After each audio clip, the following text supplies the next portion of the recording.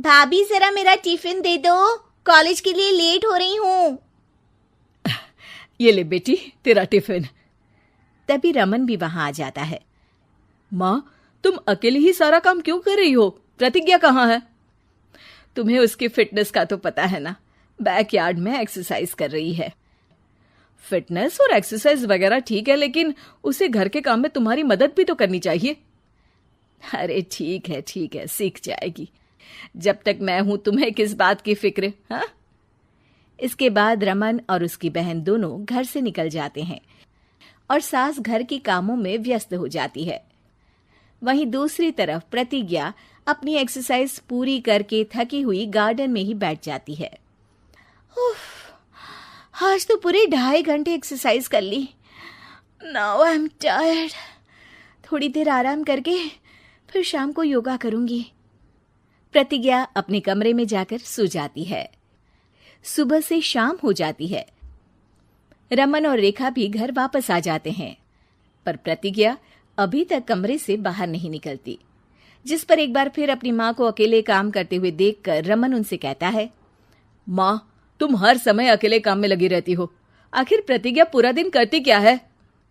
बेटा, वो थक कर आराम कर रही है, आ जाएगी। तुम हाथ मुंह धोकर डिनर करने आ जाओ। रमन बिना कुछ बोले वहां से चला जाता है।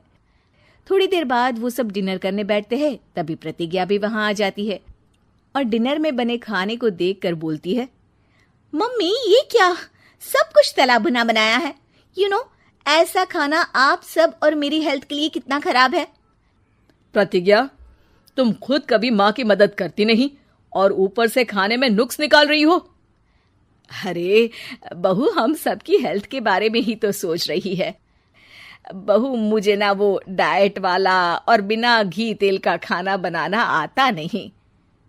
कुछ नहीं होता मम्मी, वो भाभी बना लेगी। आखिर इतनी फिटनेस फ्रीक है, डाइट फूड बनाना भी जरूर आता होगा।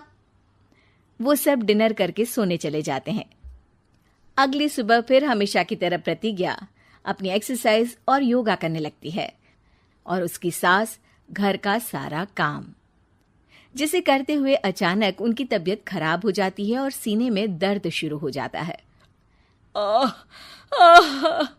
मर गई बहू। रमन, अरे कोई तो सुनो।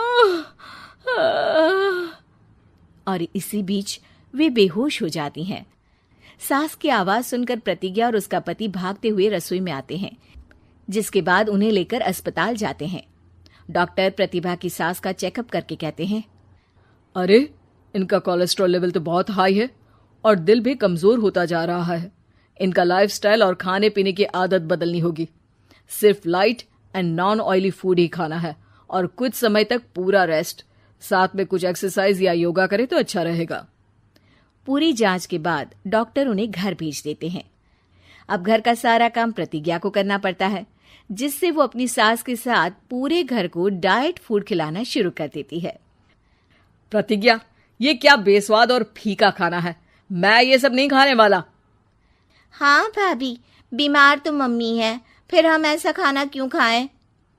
प्रतिज्ञा किसी की बात पर कोई ध्यान दिए बिना सास को बढ़िया एक्सरसाइज कराने के साथ कुछ ना कुछ गड़बड़ करते हुए घर का काम करती रहती है। एक शाम रमन प्रतिज्ञा से चाय मांगता है। ये लीजिए, पर मैंने इसमें चीनी थोड़ी कम डाली है। रमन चाय पीता है और तुरंत ही उसे दोबारा कप में पलट देता है। अर्र, कौन सा जहर है?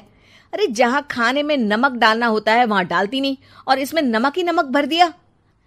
उई माँ, सॉरी, मैं दूसरी चाय बना देती हूँ। अरे रहने दो, तुमसे फिटनेस का ध्यान रखने के अलावा और कुछ नहीं हो सकता। इसके बाद प्रतिज्ञा कपड़े धोने जाती है, जिसमें वो रंगीन और सफेद सब कपड़े एक जगह मिक्स कर देती है, जिससे एक कपड़े का रंग दूसरे पर चढ़ जाता है और उसी वजह से रेखा की नई ड्रेस खराब हो जाती है।